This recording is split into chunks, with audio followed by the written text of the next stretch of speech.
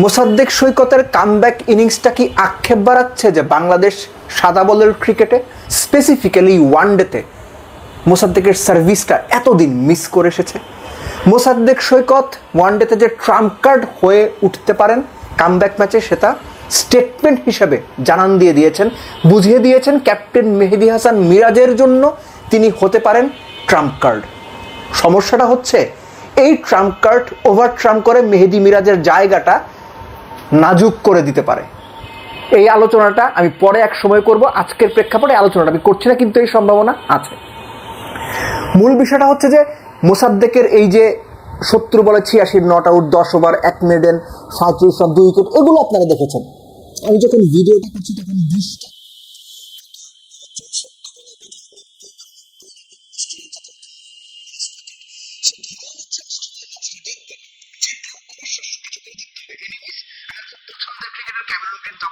উইকেটে আছে। ইস্যু সেটা না, ইস্যু সেটা হচ্ছে যে বাংলাদেশের এই 6 নাম্বার জায়গাটা, ফিনিশারের রোলটা, ওখানে এমন একজন ক্রিকেটার দরকার যিনি সময়ের দাবি মিটিয়ে ব্যাট করতে পারেন, সময়ের দাবি মিটিয়ে উইকেট তুলতে পারেন। মোসাদ্দেক দুটোই পারেন। কামব্যাক ম্যাচে বেশিরভাগ ক্রিকেটার সাহসী হতে পারেন না, মোসাদ্দেক সাহসী ছিলেন। লম্বা সময় পর কামব্যাক করলে বেশিরভাগ ক্রিকেটার কনফিডেন্সটা সেই লেভেলে নিতে পারেন না, মোসাদ্দেক সেটা নিয়েছেন। অনেক দিন পর জাতীয় দলে এসে হুট করে নেমে গেলে কোনো পার্টিকুলার ক্রিকেটার বা অনেক ক্রিকেটারই ইনোভেটিভ হতে পারেন না, মোসাদ্দেক হয়েছেন। স্কুপ খেলেছেন, রিভার্স সুইপ খেলেছেন, ডাউন দ্য উইকেট খেলেছেন। মোস্ট ইম্পর্টেন্টলি মিডল ওভার্স যেভাবে সিঙ্গেল রোটেট করতে হয়, বাংলাদেশের কয়জন প্লেয়ারকে আপনি সবশেষ দেখেছেন যে স্কোয়ার অফ দ্য উইকেটে ভালো খেলছে? দুই পাশেই মোসাদ্দেক সেটা করেছেন। অর্থাৎ 6 নাম্বার পজিশনে, যেটা মোসাদ্দেকের জন্য মুখস্থ ক্রিকেট খেলা, দিনের পর দিন আবাহনীর জার্সিতে ঢাকা প্রিমিয়ার ডিভিশন ক্রিকেট লিগে এটাই করে এসেছেন, এই সিজনেও করছিলেন, তিনি ঠিক সেটাই করে গেছেন। Very well done Mosaddek. এই ম্যাচে আরও 2-3টা বিষয় আছে যেগুলো বলা জরুরি। ব্যাটিং ওয়াইজ নাজমুল শান্ত, তানজিদ তামিম, তাদের পার্টনারশিপটার দুর্দান্ত এবং সিগনিফিক্যান্ট দিক হচ্ছে অপোনেন্ট বোলারদের কোনো রকম সুযোগ না দেয়া। হ্যাঁ, মিসকিউট হয়েছে, উইকেটের পেছন দিয়ে বা উইকেট কিপারের পেছন দিয়ে 4 হয়েছে, ক্যাচ মিস হয়েছে, এগুলো হয়েছে, এগুলো মেনে আমি বলছি। যেভাবে তারা bowler by bowler swing cover করে ডাউন দ্য উইকেট এসে খেললেন, যেভাবে লিড করলেন, যেভাবে স্ট্রেইট ডাউন দ্য গ্রাউন্ড খেলার চেষ্টা করলেন, যেভাবে অপোনেন্টের প্রতিটা বোলারকে বুঝে বুঝে খেললেন, আমার কাছে খুব খুব খুব ভালো লেগেছে দুজনেরই অ্যাপ্রোচ। এবং একই সঙ্গে খুব খারাপ লেগেছে দুজনেই একসাথে মিস করেছেন। সাইফের প্রত্যেকটা আমি কখনো কিছু বলি না, সাইফের ব্যাটিং টেকনিক মাথা ফেলে করছে, ঠিকঠাক পা নড়ছে না, স্ট্রাইক করতে পারছে না, এগুলো মানে বিশ্লেষকদের কাছে তারা বলবে। আমি আমার জায়গা থেকে দেখি সাইফ অফ ফর্মে আছেন, একই রকম ভাবে আউট হচ্ছেন এবং একই রকম ভাবে গেমটাকে অ্যাপ্রোচ করছেন, ডিফারেন্স দেখতে পাচ্ছেন। এটা ভালো না, সাইফের জন্য ভালো না, দলের জন্য ভালো না, এবং হবেই না। তাওহিদ হৃদয়, আমি আগেও বলেছি তাওহিদ হৃদয়কে 4-5-4-এ খেলানোটাই আইডিয়াল, যেহেতু লিটনকে লিটন কামব্যাক করার পর জায়গা ছেড়ে দিয়েছেন, সব জায়গা ছেড়ে দিয়ে তিনি এখন 5-এ নেমে এসেছেন।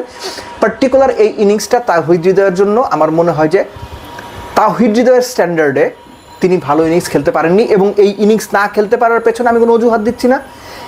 ব্যাক কিছু স্টোরি রয়েছে, ড্রেসিং রুমের কিছু ঘটনা রয়েছে, কোচ, ক্যাপ্টেন বা সিলেক্টরদের সঙ্গে কিছু আলোচনা, কিছু মানে ইস্যুস রয়েছে যেগুলো হয়তো তাওহিদের উপর প্রভাব ফেলে থাকতে পারে। আমি সেই আলোচনাটাও করছি না, কিন্তু বলে রাখলাম, জাস্ট একটা হিন্টস দিয়ে রাখলাম যে একজন প্লেয়ারের ওপর যখন বিভিন্ন ধরনের এক্সপেরিমেন্টের সম্ভাবনা তৈরি হয় এবং বিভিন্ন জায়গা থেকে সেই মেসেজগুলো আসে প্লেয়ারদের কাছে, ন্যাশনাল টিম সংশ্লিষ্ট গুরুত্বপূর্ণ জায়গা থেকে, তখন সেই ক্রিকেটার অনেক সময় মেন্টালি আপসেট থাকেন। তাওহিদে যদি সেটা হয়ে থাকেন, দোষ দেওয়ার কিছু নেই।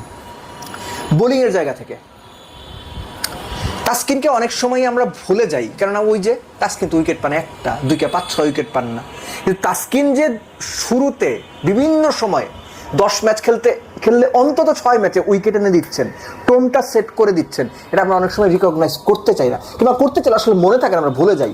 এই ম্যাচেও সেটা হয়েছে। তাসকিন ফার্স্ট ওভার উইকেট নিয়েছেন, মুস্তাফিজ অ্যাজ ইউজুয়াল যেভাবে বল করে সেভাবেই করেছেন, উইকেট নিয়েছেন। এবং যখন অপোনেন্ট মোটামুটি কোণঠাসা হয়ে গেছে, নাহিদ রানা এসে তার স্পিড দিয়ে ভরকে দিয়েছেন, জাস্ট ওই যে টেলকে একদম ধসিয়ে দেওয়া, সেটাই করছেন। একটা প্রপার বোলিং ইউনিট যেভাবে অপারেট করে বাংলাদেশ অস্ট্রেলিয়ার এগেনস্টে এক্স্যাক্টলি সেভাবে অপারেট করেছে। আর মাঝখানে মোসাদ্দেক শুকরের কথা তো আলাদা করে মানে না বললেও চলে, কিন্তু বলাটা ভালো এই জন্য যে দুটো উইকেট পেয়েছেন কুপার কারলি, ম্যাট রেনশো, একজন টপ অর্ডার একজন মিডল অর্ডার ব্যাটসম্যান, দুজনেই আউট হয়েছেন ভেতরে আসা বলে, ইদার এলবিডব্লিউ অথবা বোল্ড।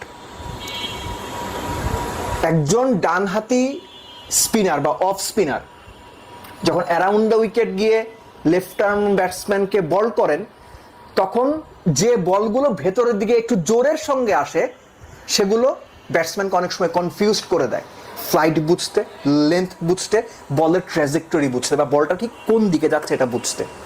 মোসাদ্দেক এই কাজ দিনের পর দিন ঢাকা প্রিমিয়ার ডিভিশন লিগে করে যাচ্ছেন একই জায়গাতে। ম্যাট রেনশো এবং কুপার কারলিকে ঠিক ওই ট্রিকেই তিনি আউট করেছেন, যেটা করতে গিয়ে আমাদের ক্যাপ্টেন মেহেদী হাসান মিরাজ, একই প্রোফাইলের ক্রিকেটার, গলদঘর্ম হয়ে গেছেন। মিরাজ কি পারফর্ম করেছেন, কি বল করেছেন, কি ব্যাট করেছেন সেটা আমি বলছি না, আপনারা দেখে নিয়েছেন, না দেখলেও স্কোর কার্ড দেখে নিয়েন। এই কারণে পরে আলোচনা করবো, বিশদ আলোচনা করবো। সো বাংলাদেশ ক্রিকেট দলটা অস্ট্রেলিয়ার এগেনস্টে এত ডমিনেটিং পারফরমেন্স করবে আপনি এক্সপেক্ট করেছিলেন?